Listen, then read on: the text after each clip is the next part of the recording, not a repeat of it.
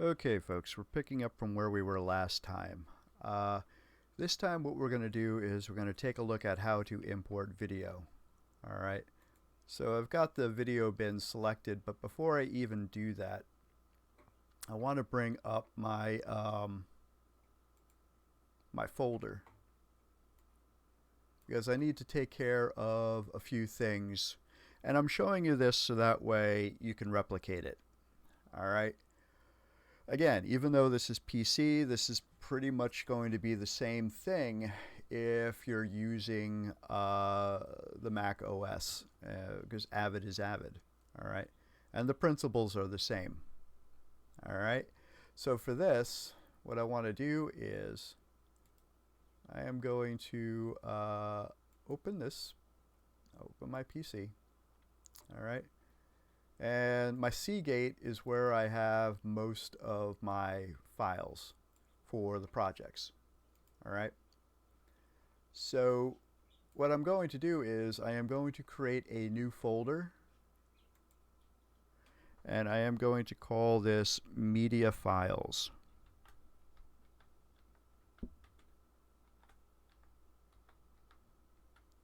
All right.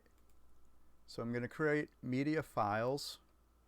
So that way, instead of going to my dedicated video storage, all right, which I have right here, I want to make sure that I have everything on my video storage drive, or if you're using Google Drive, or if you're using Microsoft's OneDrive, it really doesn't matter.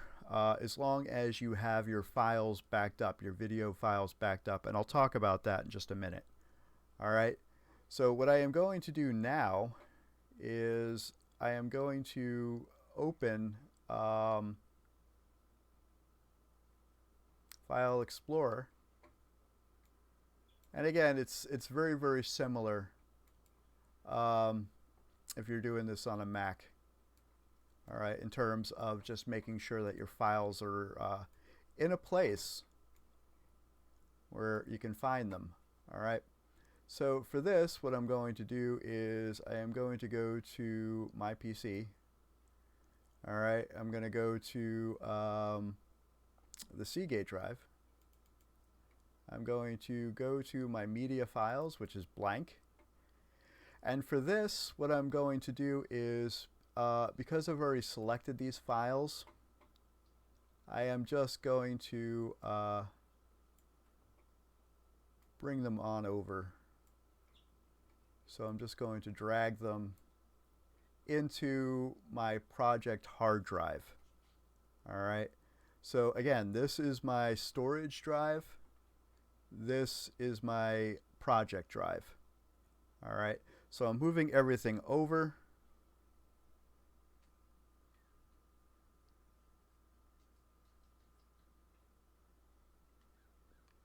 And this is going to take a while.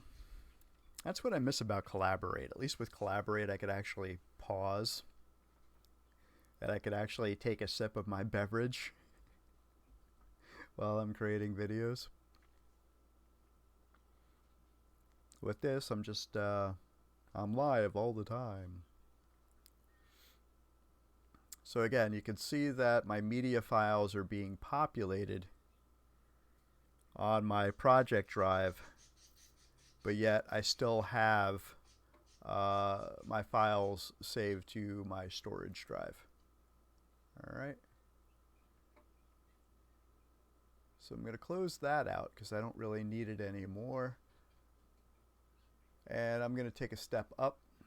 And again, there's my Avid projects, and there are my media files. Okay, that's good. All right. So why am I taking the extra step and storing my files separate, as well as bringing them into the project? Well, it's very simple. Bad things happen, especially to electronics. All right. You want to have your files in separate locations. Redundancy is key, because I have seen many projects being ruined, and it's because of hard drive failure. So if you're backing everything up, at least if one of the drives goes down, you still have something that you can work with, albeit you'll have to do a little more footwork in order to get things right. So again, I got video here. So what I'm going to do is I'm going to go up to File. I'm going to go to Input. I'm going to go to my source browser. This is the preferred way that Avid wants you to do things now. Okay? So in my video storage, I have my files here. But what I'm going to do is I'm going to switch over to my project drive, which is my Seagate drive. I'm going to click on my media files and then Bob's your uncle. All right, so I've got all of these here, so I'm just going to choose basically shift click. All right, and where's my target bin? My target bin is going to be my video. I'm going to make sure that everything is linked. All right, I have close source browser after link or import, and I'm just going to link my files. All right, the reason why I'm showing you this also is if I was just working from two different drives, if I was just using my video storage drive and I was also using my project drive, and then I came to campus and I wanted to show you how to work with Avid, those files would be missing.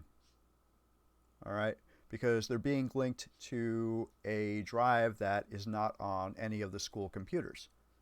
Which is why, again, I went through the trouble of creating a project folder on my project drive called Media Files, where I can store the linked footage.